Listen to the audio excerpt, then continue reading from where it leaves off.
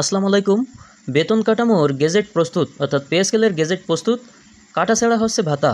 দৈনিক কালের কণ্ঠ পত্রিকায় আজ 27 জুন একটু আগেই ঠিক এরকম খবর প্রকাশ করেছে। আমরা বিস্তারিত দেখব যে এখানে ভিতরে কি বলা হয়েছে।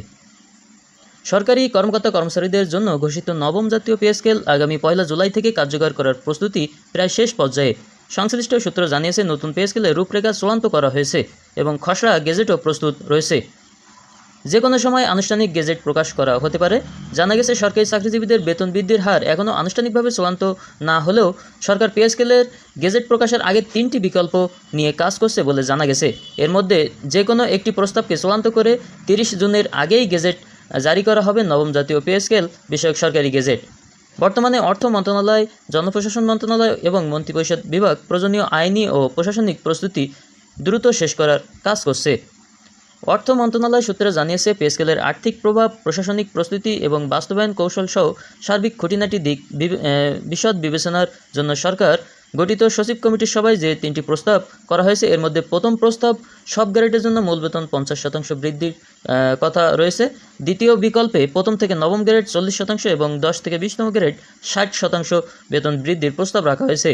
এছাড়া তৃতীয় বিকল্প হিসেবে নিম্ন গ্রেডের কর্মচারীদের জীবন মান উন্নয়নের লক্ষ্যে তাদের মূল বেতন শতভাগ বৃদ্ধির বিষয়ে বিবেচনায় রয়েছে।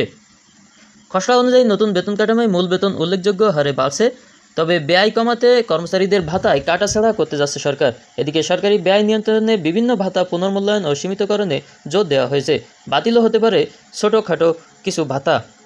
অর্থ বিভাগের কর্মকর্তারা মনে করছেন, নতুন পে স্কেল কার্যকর হলে সরকারের উপর বড় অঙ্কের অতিরিক্ত ব্যয়ের চাপ সৃষ্টি হবে। এজন্য বাড়ি ভাড়া ভাতার হার পুনর্বিবেচনা ও চিকিৎসা এবং শিক্ষা সহায়ক এবং যাতায়াত ভাতার ক্ষেত্রে সর্বোচ্চ সীমা নির্ধারণের প্রস্তাব আলোচনায় এসেছে। সামাজিক বাস্তবতা, আর্থিক সক্ষমতা বিবেচনায় নিম্ন ও মধ্যম গ্রেডের কর্মচারীদের তুলনায় বেশি সুবিধা দেওয়ার বিষয়ে নীতিগত সিদ্ধান্ত হয়েছে।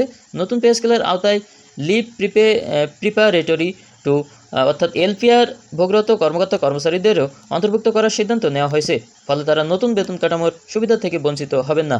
তো এই ছিল কালের কণ্ঠ পত্রিকায় আজ 27 জুন ঠিক একটু আগেই এরকম খবর।